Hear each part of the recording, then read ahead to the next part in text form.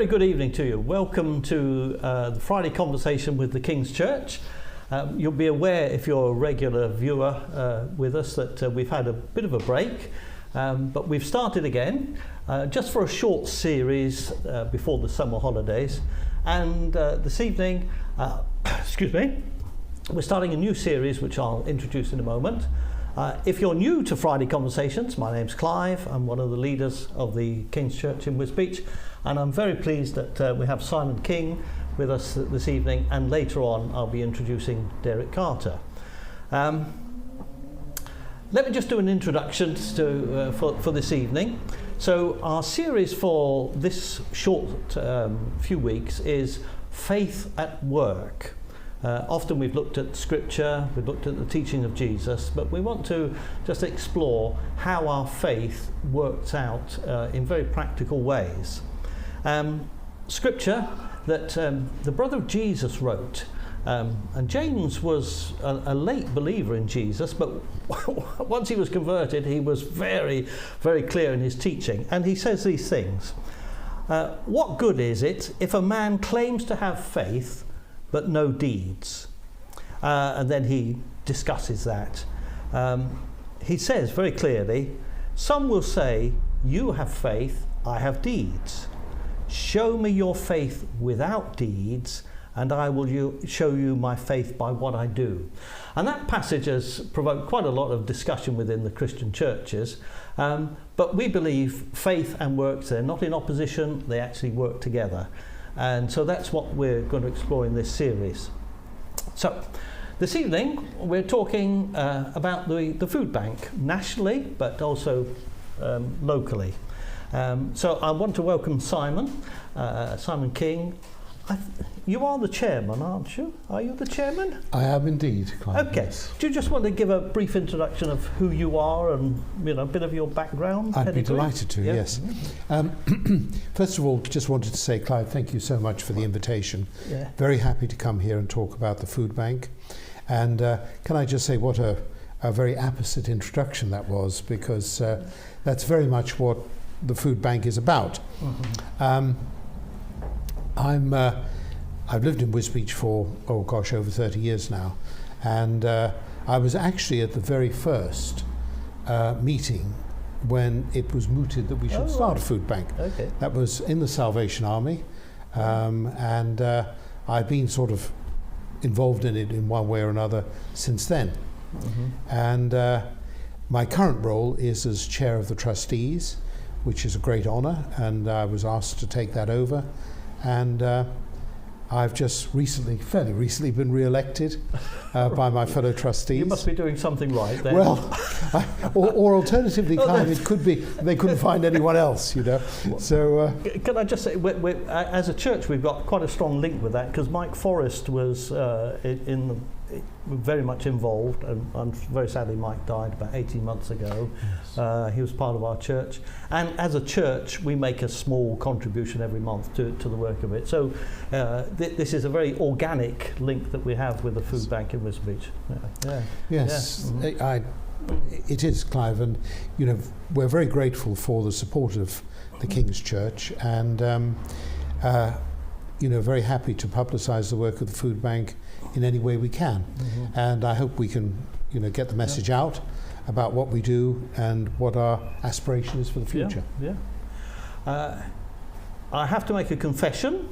It's always good to make a confession that not until I was aware I was going to be part of this evening's conversation, then I did some research on the whole concept of food bank, and it's a really fascinating story. So maybe you, like me, think, the local food bank will give a contribution, and we're not too sure why it's there or what it does, but the history of it. Can we explore the national picture? We better say that the food bank here is associated with the Trussell Trust, isn't it? Some food banks are, mm-hmm. and other food banks aren't. It's very much a choice of the individual food bank. Okay. The Wisbech Food Bank made a decision before I was a trustee to become a part of the Trussell Trust. Mm-hmm. And I have to say, I think it was a very sensible decision. Yeah. The Trussell Trust is a national organisation, and its purpose is to alleviate food poverty. Yes. Simple as that. And the advantage of being part of a larger national organisation is that so many of the things that are required in terms of governance, various policies, the Trussell Trust provides. Yes, yeah. So it's not a requirement. We don't have to go and make these things up ourselves. No, we can access there. the information from the Trussell Trust, Yeah. and that's invaluable. Yes. So that's why we're part of the Trussell Trust, and that in a nutshell is what the Trussell Trust is there for. I forgot to say at the beginning that obviously as part of the conversation you're involved, you're invited to be part of it. If there's comments, questions, you agree, you disagree with something we say and you've logged on, then please feel free to write your comment and we will respond appropriately. But I was reading about the establishment of this Trussell Trust and the family that started it. I have to look up their name. I don't know if you remember their name. Their name was Carol and Paddy Henderson. That's right, yes, I'd forgotten, yes. About 20 years ago, wasn't it? And they came into a legacy of 70, they were given £70,000 and instead of paying off their mortgage, they established this trust, which is incredible. And another interesting link is that their first initiative was in Bulgaria. Now, as a church, we have a Bulgarian congregation meeting with us. We're very much involved with the Bulgarian community here, and so I find it fascinating that their first adventure was helping 60 children in the railway station in Bulgaria. That was their first sort of social action. And then it began locally in Southampton, and it's just mushroomed into this, which is incredible, isn't it? Yeah. It is. It's a wonderful story, and the main driver for food banks in this country really began when the coalition government took power in 2010, because they relaxed the rules about providing food and referring people to food banks. Yeah. Because prior to that, it was felt by successive governments that wasn't a helpful way to go. Yes. But with that relaxation of the rules, that allowed food banks to set up and develop. Right.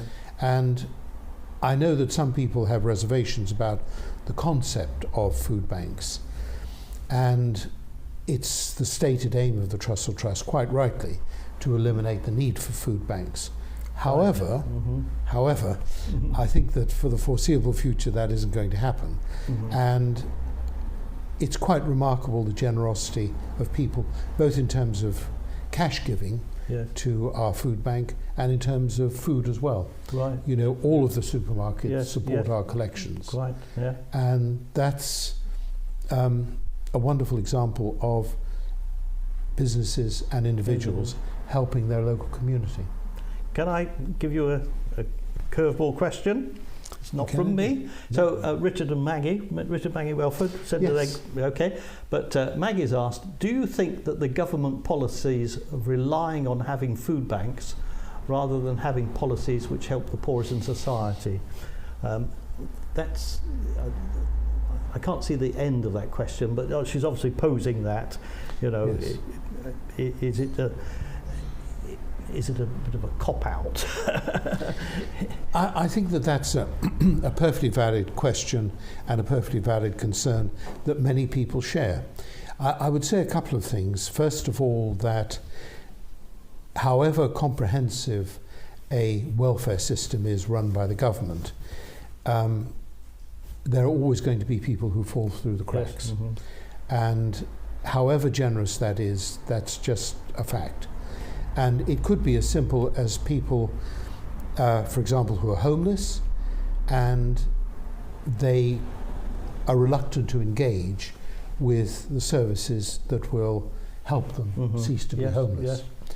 So you could say, it sounds very uncaring, but there are people who in a sense choose to be homeless because they don't want to engage with services Yes. that will help them. Yeah. So that's a good example of people who fall through the crack. We do get homeless people coming to the food bank, Yeah. and we give them food. And so because we're a local organisation, we have that flexibility Yeah. that I think large government organisations are very rules based, and they don't have that flexibility. Having said that, I think there are two sides.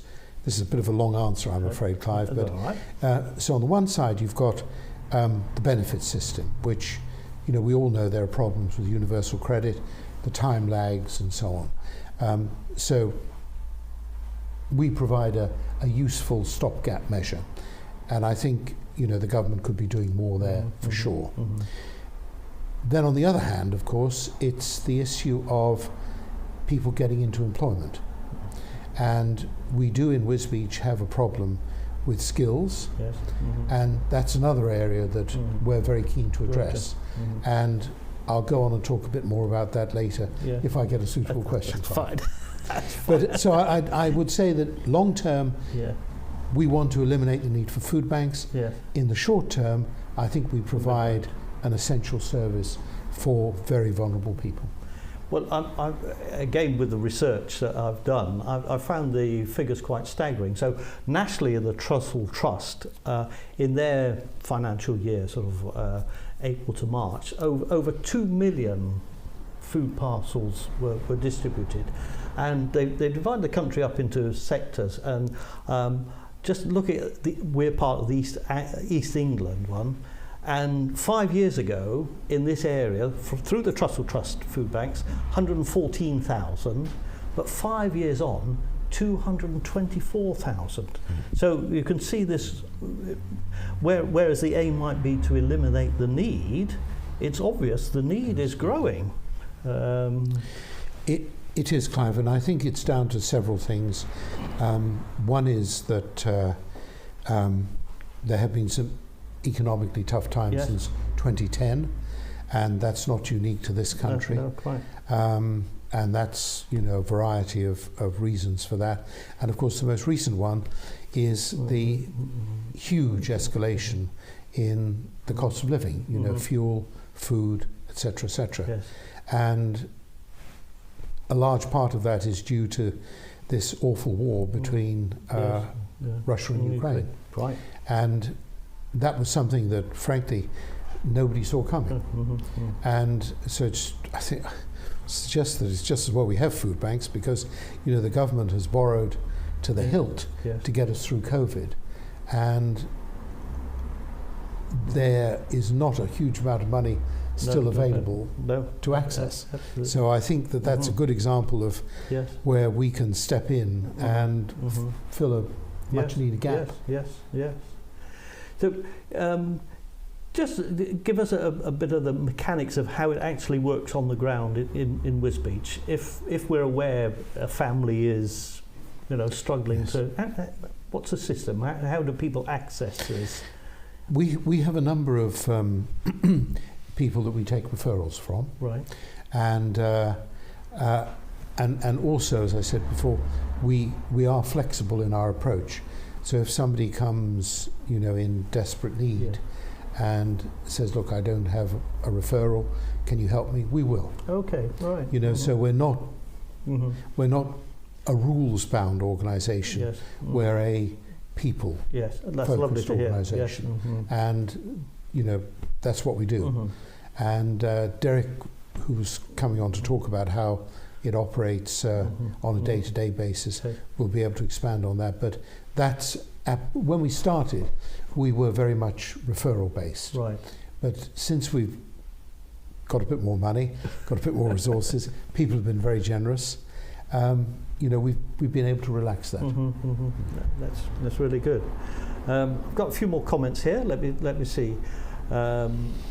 Richard has said, "We are facing shortages. According to economic theory, when demand exceeds supply, prices rise." Oh, Richard, you're getting me.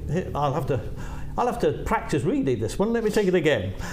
We are facing shortages. According to economic theory, when demand exceeds supply, prices rise until an equilibrium is reached.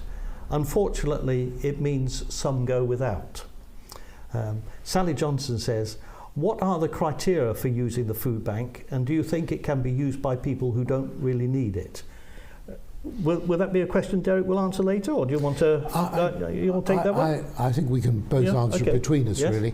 And I'll let Derek add when you speak to him later. But I think that the first question, or the first comment, is very accurate.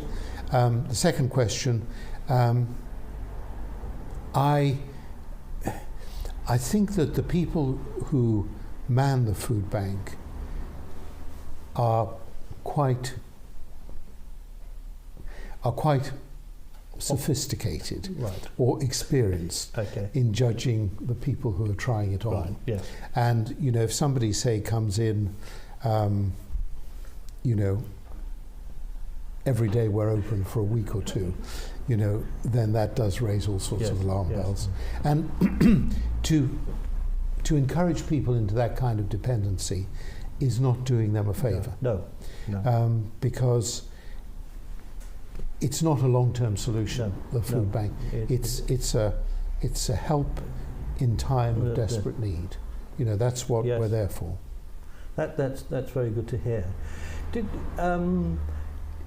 I've met people who've had to use the resources of the food bank. They talk with a measure of embarrassment. Is that typical, that I've had to go to the food bank? I think it's true of many people. However, many people only use it occasionally.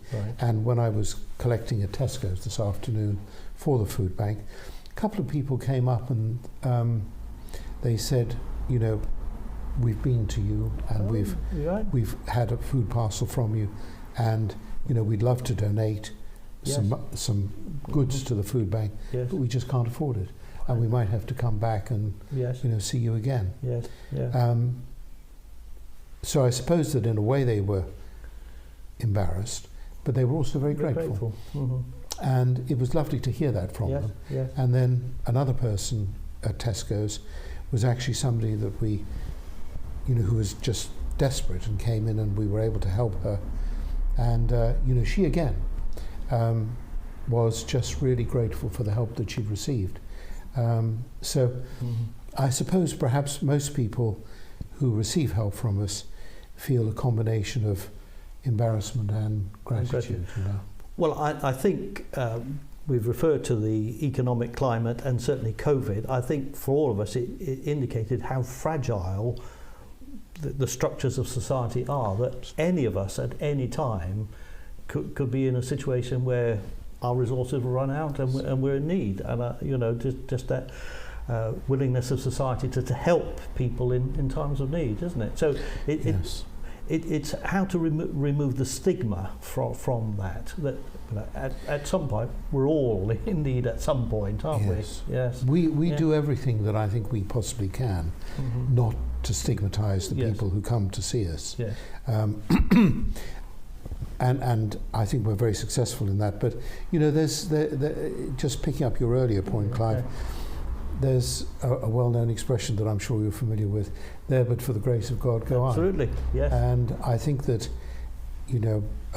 relationship breakdowns, bereavement, ill health, all of those can have a devastating impact upon somebody who's, getting along quite comfortably, and all of a sudden, nothing. Absolutely, yes. And that's where, that's what Christian charity is all about, as I'm sure you would agree. So, in some on one of the websites I was reading about the Trussell Trust, they do quote that verse in Matthew, when I was in prison you visited me, was I hungry? It's a Trussell Trust, and I hesitate to use a description because but is it a quote Christian organisation? Very much so, yes. It's unashamedly Christian in its values, and that's one of the reasons why I think it's very good to be associated with it. Right. Because I'm a Christian, Yeah. and that coincides with my values as Yes, well. Yes. And they put compassion right at the top of the list. Yes. Just to explain my comment there, that I'm not sure you can have a Christian organisation. You can have an organisation that is created, moved by Christians, and that's what I mean. Yes. And they bring their own ethos and values and beliefs into it. I would say that it's an organisation with Christian values. Yes. Yeah. That's and that's the way they would describe themselves. Yes. So just go back to locally in Wisbech. The first meeting was in the Salvation Army. It was, yes. Was that? I don't know how long ago that was. Do you know? It was a few years ago. Okay, yes, it was a few years ago. I would say probably. I would say probably around about 2010. Okay. Okay. Yes. Yeah. So it would be a good 12 years ago. Yeah. Yes. Okay. And has it been an easy ride? Because we've got experiences of starting organisations or starting projects, starting charities, and we have discovered that it's sometimes easier to do evil than to do good, because you hit so many rules and regulations, and if you just want to go out and break the rules, you can do it. But if you want to work within the framework, it's very. How has it been from an initial idea? I think it's been a pretty smooth ride. Oh, good. There are always bumps in the road. Yes. But we are really fortunate in having an outstanding project manager in Margaret Gibbs, and also we have some brilliant volunteers, because volunteers are the lifeblood of the organisation. And we've had tremendous support from a number of businesses and individuals in the area, which has really smoothed our path. So, and as I said earlier, Clive, I think our association with the Trussell Trust was a really good decision. Yes. And it has made our life a lot easier. For the reasons that I said before about the various policies and procedures that they provide for us, and the advice. Yes, absolutely. So yes, I think that we've been very fortunate. That is good to hear. There are other food banks in the area that have struggled a bit. Okay. For various reasons. I'm not in a position to say why, because I just don't know. But we've had stable premises, stable support, and we've been very lucky. Well, just figures, if you want some figures, and I'm not sure the accurate one, you might know, but the Trussell Trust, it varies between 1,200 and 1,400 localities around the country, but alongside that there is an independent food advice centre or something like that, and they estimate that there could be another 1,500 independent food banks. Yes. So we've got over 3,000 in this country, 3,000 centres, which is amazing. It is, and I think that's a tribute to the generosity of people and their desire to help others. Yes. And in fact, we have more than just the Wisbech Food Bank inWisbech. Yes. We have, some other independent ones. The Salvation Army, for example, has a hot meal program, which is great. So I don't think any of these, I certainly don't see any of these organisations in conflict. I see us all as working towards the same goal. Okay. Just Shirley Bell has said because she was very involved in it as well. I think the food bank started in 2013. That's so. Possibly. Possibly. So, my apologies, Shirley. There was one comment where soon we're going to go and listen to some of our church notices and a song, but you were talking about employment. That's one of the strings. Well, we've recently been successful in bidding for some money from the Trussell Trust, and where over the next 3 years we're going to be receiving approximately £45,000 a year, and that will be to employ locally, yes, for our food bank, £45,000 a year. And we've entered into a partnership with the Citizens Advice in Wisbech, and they are going to provide 2 advice workers that are multilingual. And the idea of that is to help people maximise their benefits and negotiate what can be a very confusing maze. And we've also got a very good relationship with the County Council, and what we're looking to do on the other side is to work with the College of West Anglia to improve people's employability. Yes. So we hope that over the next 3 years we will have made a significant impact in terms of the number of people using the food bank in Wisbech. Right. Yeah. And that's not just here. I mean, other food banks have bid for the money, and they're also putting into effect a similar program. Yes. As I say, in just a moment we'll go to the notices and things like that, but just to reflect that all that you've been hearing about started with one family just having a heart to help people, making an investment of their own time and money. It actually started in his shed. It just started a few food parcels a week, and then they were connected with Bulgaria, and the story is that a local woman in Southampton had the argument sort of charity should begin at home. Why are you helping people in Bulgaria where there's people in Southampton struggling? And that really sparked them, saying they weren't aware, that couple weren't aware that on their doorstep were people, right? And so the Southampton Food Bank started, and out of that has grown this trust. And I think it's a good lesson for us that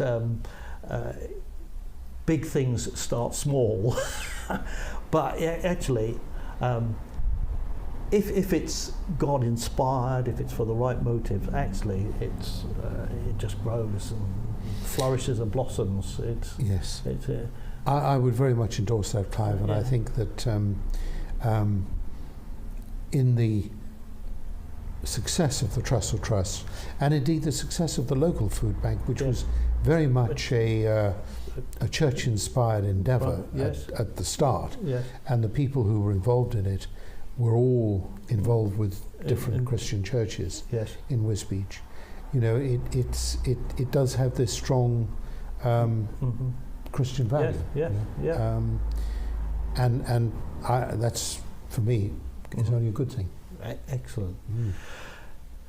Well, I hope you found that interesting. I found the whole story of it quite captivating, really. Doesn't mean to say we all have to, well, we'll talk about volunteering work into that sort of thing, but just to honour those who have pioneered and have worked in this, that's really good. We're going to take the interval, and then after that, thank you very much to Simon for sharing that. I'm going to introduce Derek, who works volunteer in the food bank, and we'll explore this a bit more. Thank you very much, Simon. Thank you, Clive. It's been a privilege. Thank you. Thank you.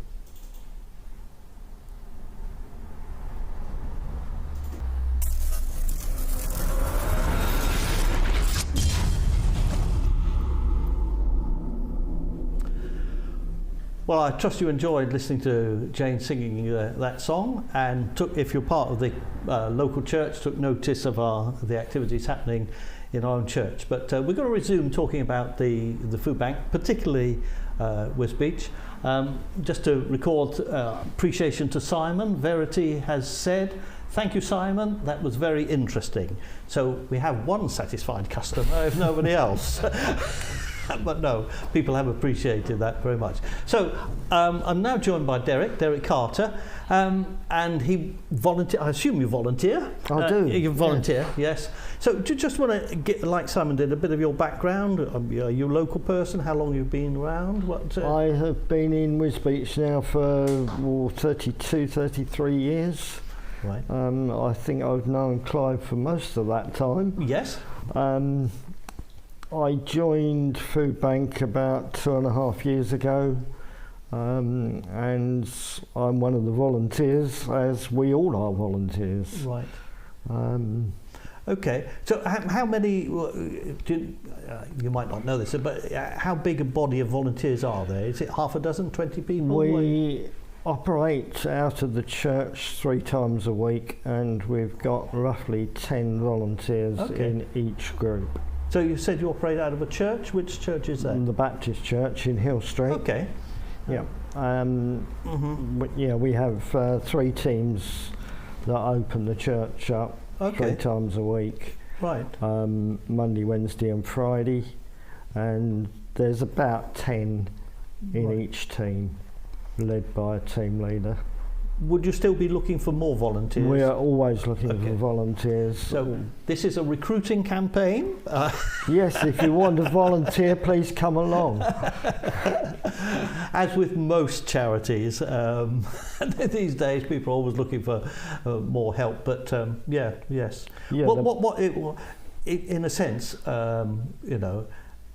what would make it more viable for you? Is it another 5, 10 people? What sort of figure are you looking for? As I say, we've got a body of 35 volunteers for the week. We've got another probably 20 or 30 volunteers that will do collections from supermarkets. Oh, right, okay. So it's not necessarily being at the church distributing. There's other ways of working. Yes, there are other ways of doing things. Okay. Yeah. So I interrupted you. So just explain. So you could be at the church distributing the food, or you can be out collecting. Out collecting from supermarkets, or there are all sorts of things that we need volunteers for. Behind the scene administration. Most of that is done by Margaret. Okay. Right. The leader of the project. Okay. Yeah. Right. Okay. What? I'm going to go back to the scriptures, because in the first session I mentioned this verse in Matthew 25, and it's called the sheep and the goats, but the parable of the sheep and the goats. I'm not sure it's an actual parable. But in it, Jesus is saying that people will be assessed by how they treated the less fortunate. And these famous words: I was hungry and you gave me something to eat. I was thirsty and you gave me something to drink. I was a stranger and you invited me in. I needed clothes and you clothed me. I was sick and you looked after me. I was in prison and you came to visit me. We're not doing a Bible study this evening, but an interesting conversation would be, who was Jesus referring to? Some people say it is other Christian disciples, but when people were serving those people, they didn't know they were Christians, because they didn't know they were doing it for Jesus. So it could be for anybody in need. But the theme this evening is faith in work. So how does this express your faith? Because obviously as an organisation, you're fulfilling. I was hungry and you gave me something to eat. How does it either help your faith or be an expression of your faith? Don't quite know how to answer that one, Clive. Okay. But, people might like to throw in your own comment on that one. I do find it fulfilling that we, not only myself but all of the volunteers, can help those that come through the door and need help. Okay. Yeah. We don't judge anybody. Mm-hmm. And I believe that we would feed anybody that comes. Yeah, so even though it's a Christian organisation, it isn't it's for anybody in need, isn't it? Absolutely. Yeah.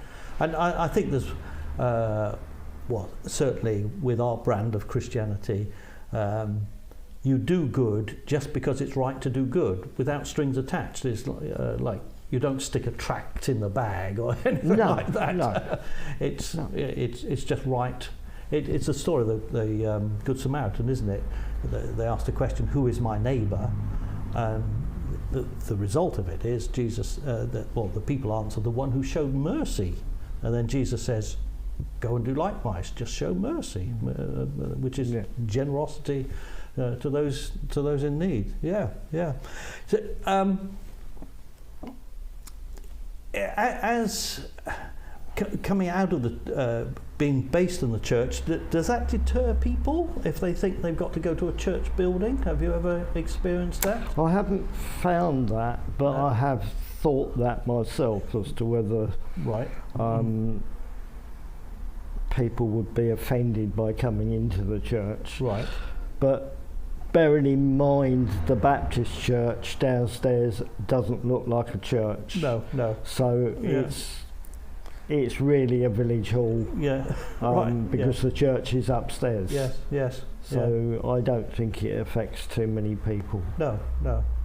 Well, personally, I think if it is, are all the volunteers necessarily professing Christians? Do you have to be a professing Christian? No. Okay. So people can just volunteer because they want to do help and do good. Okay. Yeah. But I think certainly, like with the Trussell Trust, with its Christian ethos and foundation, that identity with a Christian community I think is quite helpful. I don't know if you agree with that. Yes, I do agree with it. Even though there might be a barrier about the building, but I think it is an expression of the church in action, which is what this evening is about. Yes. Faith at work. Yeah. Yes. We are grateful, obviously, to the Baptist Church for letting us use their premises. Right, yes. And especially during COVID, when the church weren't using the building, we had a lot more room where we could store stuff. Yes. Because it is very limited to how much food we can keep on the shelves. Right. I did hear that you never know if they're apocryphal stories, but no more baked beans, please. Is that? We had, and we still have a glut of baked beans. Right. We've just started using the 2023 beans. Oh, right. And we've got plenty of 24s and even 25s are coming in now. Right, okay. So baked beans are one of the things that I don't think any food bank really wants. No.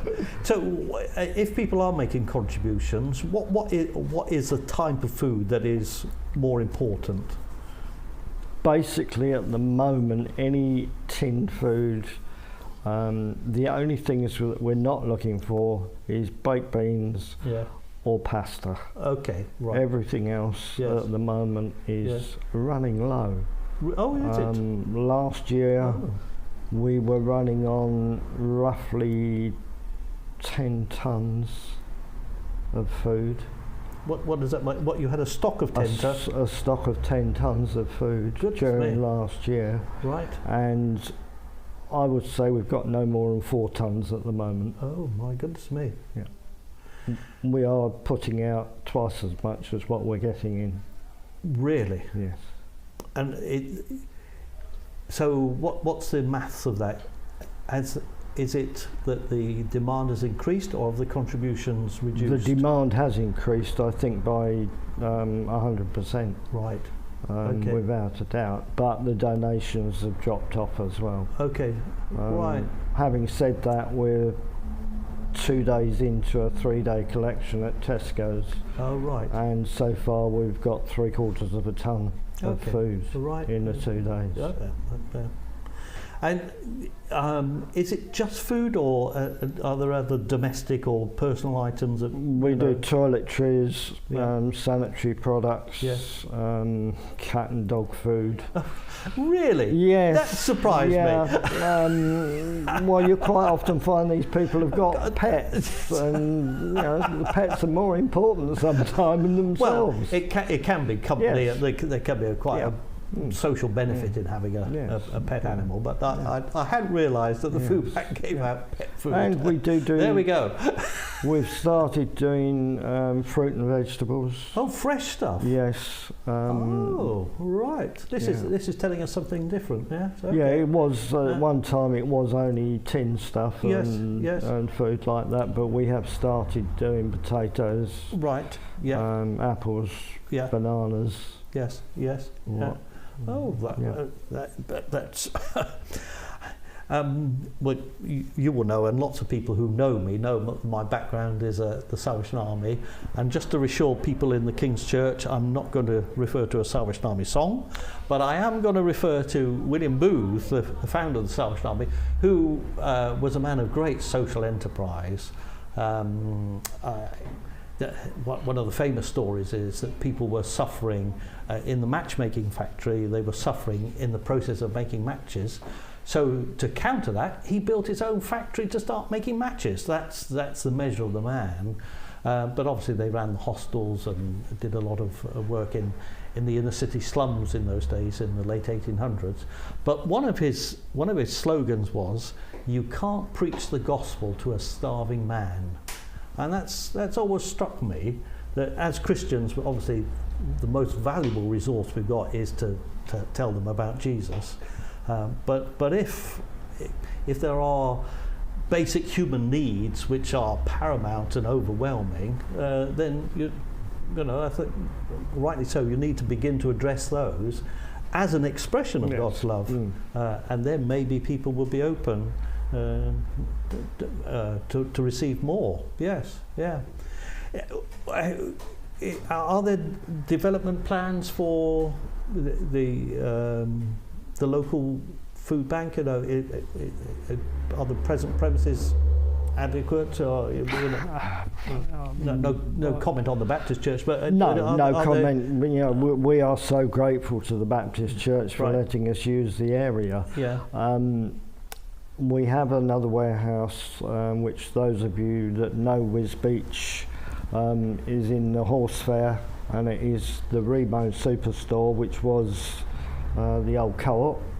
Oh, right. We have storage space in the back there. Yes. And we also have a warehouse down at Craigmarsh. Mm-hmm. We haven't used it for some while because we haven't got stock to put in it now.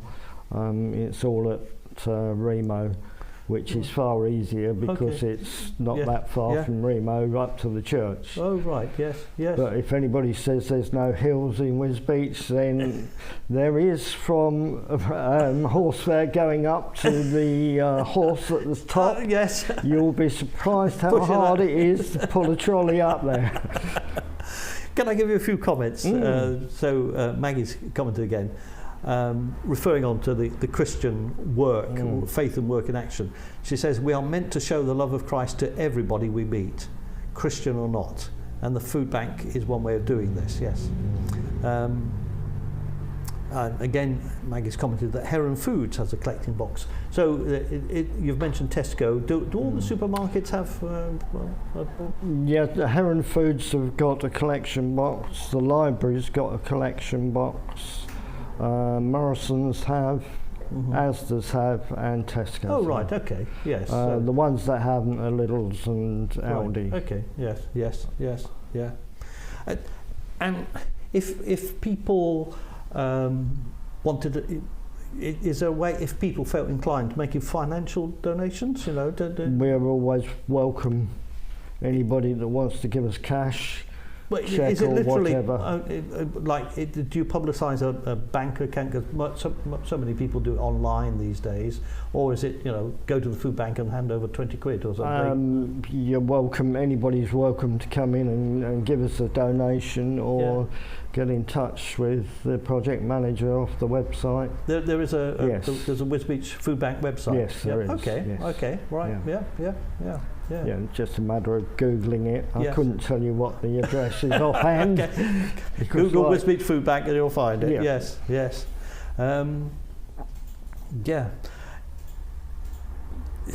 I obviously you can't.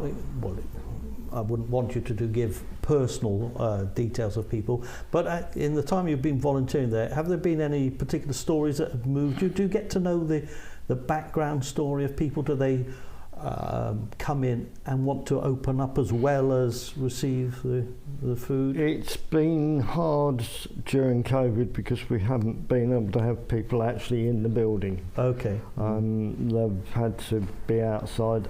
I'm not on the front desk, so I don't get involved with the clients.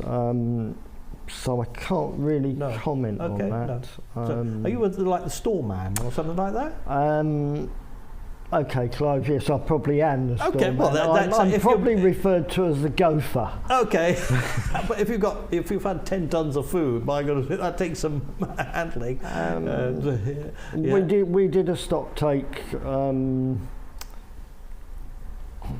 end of April, middle to the end of April, and I think 2 of us actually weighed 5 tons. And yes. You'd be surprised. Yes. You know, some of those crates weigh 20 kilos plus. Yes, quite. Yes. So that's why I'm as slim as I am. Oh dear. Yeah. We'll be drawing things to a close soon. Unless there's some more things you want to say, or Simon's still with us in the studio here, so he might want to off camera throw in a comment or two. That's quite permitted. But just to conclude, where we're talking about faith and work.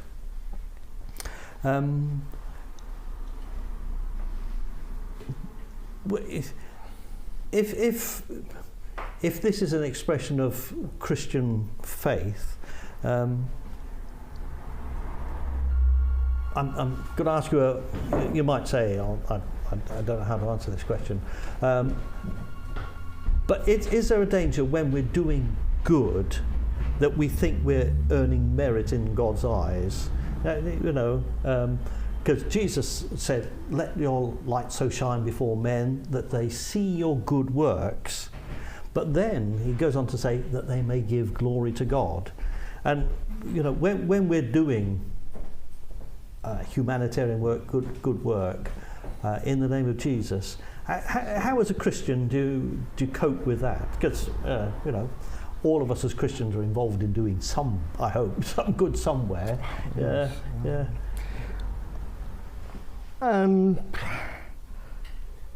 Personally, I don't find it that way. Right. I do what I do, and hopefully it pleases some people. Yeah. It'll never please all people because that's the way of life, and I don't do it to glorify myself. No. Yeah. The glory is there for Jesus. Absolutely. That's. A lot of the worship songs we sing that we specifically say that all the honour and all the glory will go to Him, and I love the phrase in the Bible which says, "At the end, we've only been obedient servants. We've only done what He asked us to do, and we do we're His hands, His feet, His voice, but it's actually God who's working through us." And I think that's the lovely marriage of faith and works. We have faith in Jesus. We believe in His kingdom. We believe in His teaching. We believe who He said He was. We believe that, and now we're called to work that out wherever He places us. So I hope you found that. Was there anything else you wanted to add? And I'm going to say, we can bring Simon in again. Simon, have we covered everything that you? There was only one thing I wanted to add. Let's just check if we can hear. Can we hear there? Okay, we're going to do a physical swap over here. Okay, I'll keep talking while. Do you want me to go back to the chair? Yeah. We've got to reintroduce Simon. Okay. I'll put this on when I sit down. Yes, that's fine. I don't want to disrupt it. No. Yes, I just think that we've talked about the various businesses that support us. And it's worth mentioning that in addition to the fresh fruit and veg that Derek mentioned, we also give out meat vouchers. Oh, right. And we have a partnership with the Royal Blue Meat Company in Wisbech. And they're incredibly generous because although the voucher is for a particular value, they invariably give more than that. Oh, right. And, that's a good example of how local businesses support us as well. Mm-hmm. And we give out the voucher, and then once a month we go and collect the vouchers and we settle up with the Royal Blue Meat Company. Okay. So it works really well, and it enables people to get fresh meat. Fresh meat, yes. Which is a brilliant thing. Yes. Not all, in fact, I suspect most food banks don't do it, so it's something that... It's a local initiative there, yes. So sorry, I hope you don't mind me just adding that. Not at all, no, stay there, because we're, I think, our time's nearly up actually. So I hope you found that helpful. I've certainly enjoyed the conversation. It's been lovely to have Derek and Simon here. The comments people have said they've appreciated it. And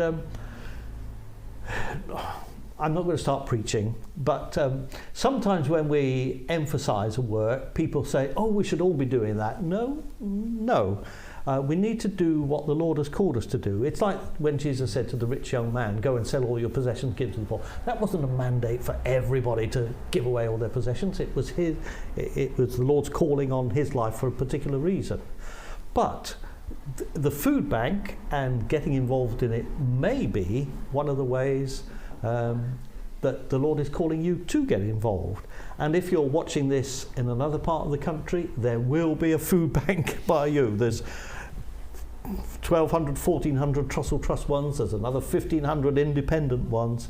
And if this is something that sort of sparks an interest, you feel stirring in your spirit, then we would encourage you to get involved. But don't forget the appeal locally for actually volunteers and for the contributions. The need has increased. The supply needs to increase along with that. And can I say that as part of the King's Church, we'd like to honour all those who are working in the food bank, whether expressing their Christian faith or just from the community, they just want to be involved in that. We commend them for their work. So, thank you very much indeed. Thank you for joining us this evening. Thank you, Clive. And we're going to say good night to you. Next week, there's a conversation, and it's with an author, and again, talk about faith in work. So we will be on air next Friday as well, same time, 7:30. Good night, and God bless you. Good night. Good night, Clive.